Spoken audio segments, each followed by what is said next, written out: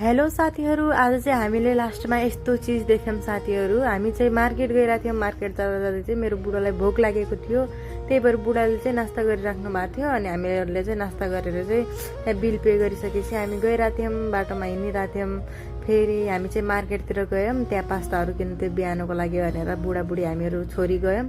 अनि त्यहाँ चाहिँ लास्टै भिड थियो। भिडमा चाहिँ हामीले पालो कुरेर चाहिँ हामीले सामान किनेर हामी फेरि सब्जी मन्डीतिर छिर्यौं।